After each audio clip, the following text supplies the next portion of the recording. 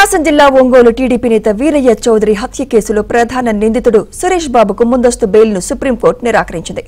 ముందస్తు బెయిల్ మంజూరు చేయాలంటూ నిందితుడు ముప్పా సురేష్ బాబు పిటిషన్ దాఖలు చేశారు. ఈ పిటిషన్పై విచారణ జరిపిన జస్టిస్ రాజేష్ బిందాల్, జస్టిస్ మన్మోహన్ ధర్మాసనం ముందస్తు బెయిల్ను నిరాకరించింది.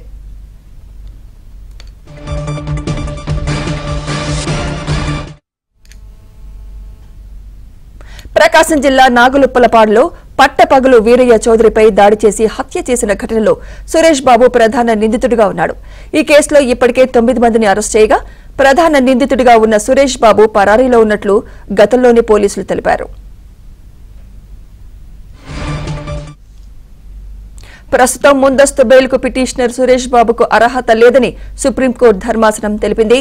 వీరయ్య హత్య కేసులో నగదు చేతులు మారడం, ఫోన్ కాల్ సహా తగినన్ని ఆధారాలు ఉన్నాయని సుప్రీంకోర్టు ధర్మాసనం వ్యాఖ్యానించింది.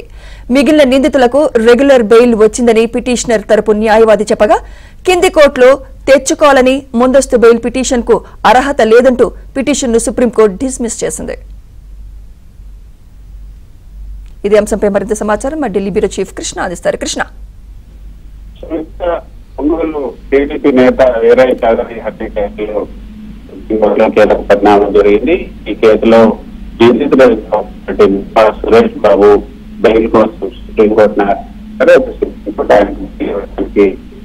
వచ్చింది. అయితే ఈ కేసు నిందితుల 9 మందికి ఇప్పటికి బెయిల్ లభించిందని చెప్పినప్పుడు, అయితే ఈ కేసును కింది కోర్టులోనే తేల్చుకోవాలని సుప్రీంకోర్టు ధర్మాసనం స్పష్టం చేసింది.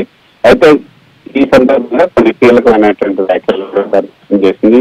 ఈ కేసులో డబ్బులు చేతులు మారడం, అదేవిధంగా ఫోన్ కాల్స్, అదేవిధంగా వేరే చౌదరికి హత్యకు సంబంధించినటువంటి ఏదైతే ప్రణాళిక కుట్ర ఏదైతే దానికి సంబంధించిన ఆధారాలన్నింటినీ కూడా ప్రభుత్వం స్వీకరించింది. దానికి సంబంధించిన ఆధారాలన్నీ చాలా స్పష్టంగా ఉన్నాయి. క్లియర్ గా ఉంది కాబట్టి